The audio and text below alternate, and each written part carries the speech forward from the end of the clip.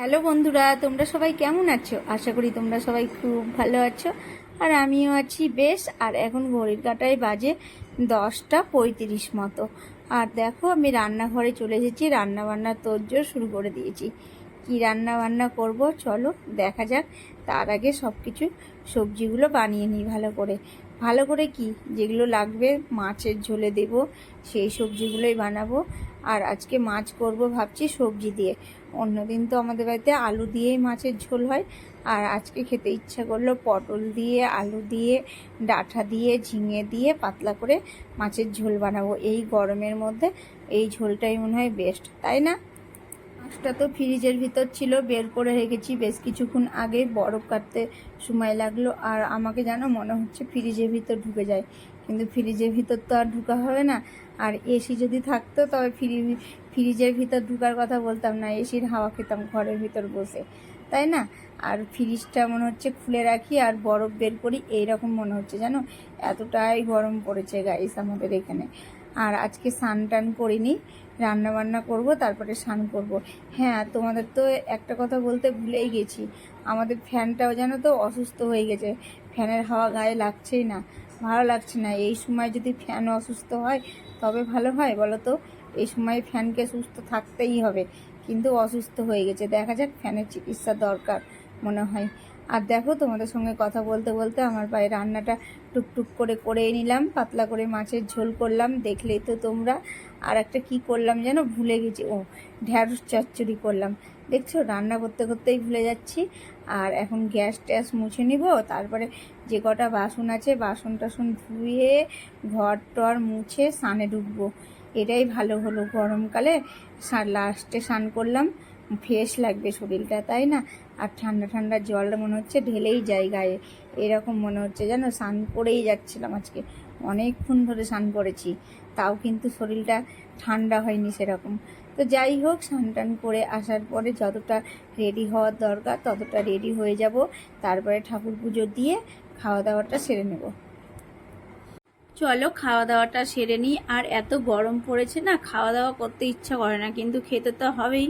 আর জানো তো, এই যে জ্যৈষ্ঠী মাস পড়লো সবে, তাতেই এত গরম। আর মাস তো পড়েই আছে বলো, গরমের মাস আষাঢ় শ্রাবণ ভাদ্র আশ্বিন। আশ্বিন মাসে লাগে মোটামুটি, কিন্তু এই যে কাঁঠাল পাকা আম পাকা গরম বাবা। আর আম তো এই তো জ্যৈষ্ঠী মাসে আম, তাই জন্যই মনে হয় এত গরম পড়েছে।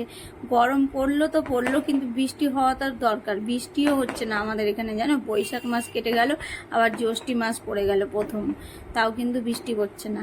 আর কাউকে আবার গরম ভালো লাগে, কাউকে আবার শীত ভালো লাগে, তাই না? আর আমাকে আবার এত বাবা এত কিছুই ভালো লাগে না, যে বেশি গরমও ভালো লাগে না, বেশি শীতও ভালো লাগে না। মিডিয়ামটা সব কিছুই ঠিক, তাই না?